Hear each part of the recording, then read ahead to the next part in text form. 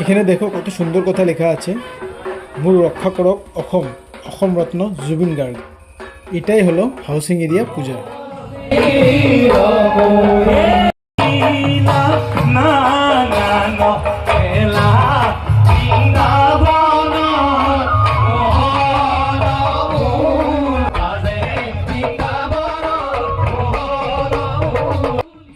আর এই পুজোটাই ডিগবইয়ের বেস্ট পূজা। এই পুজোটায় প্রত্যেকবার নতুন নতুন থিম থাকে। এবারও দেখো কত সুন্দর থিম দিয়েছে। আমাদের আসামের সংস্কৃতিকে দেখানো হয়েছে। সত্যি জয় আই অসম, জয় জুবিনদা।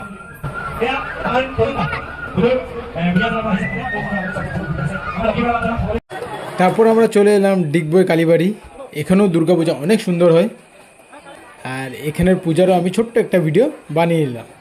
শুনেছিলাম এবার নাকি ডিগবই টিপম রোডে সিলভার জুবলি সেলিব্রেশন, এখন ওইখানেই যাব।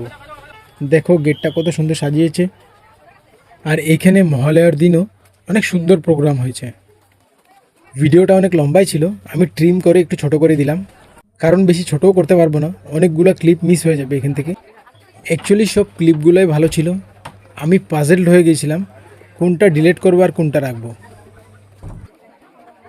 অনেক কিছু বলে দিলাম, কথা বলতে থাকলাম। বেশি কথা বলতে থাকলে তোমরা হয়তো ভিডিওর মজাটাই পাবে না, তাই দেখতে থাকো ভিডিওটা, আমি পরে বলছি।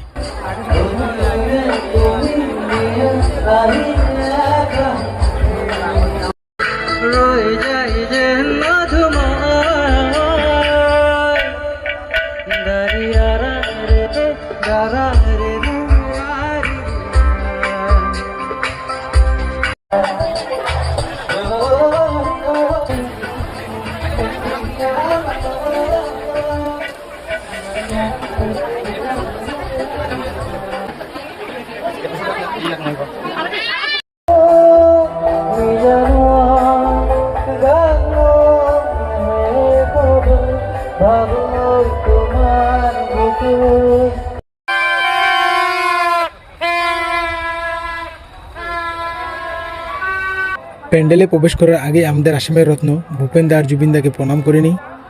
আমাদের ডিগবই রিফাইনারি পাড়া পুজো।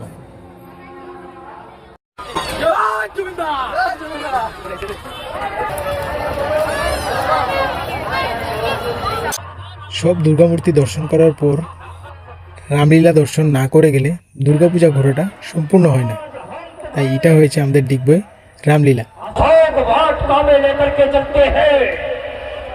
आज हम तुमको उस दिव्य शक्ति के दर्शन कराते हैं जिसे हम लेकर के लंका में आए हैं। आओ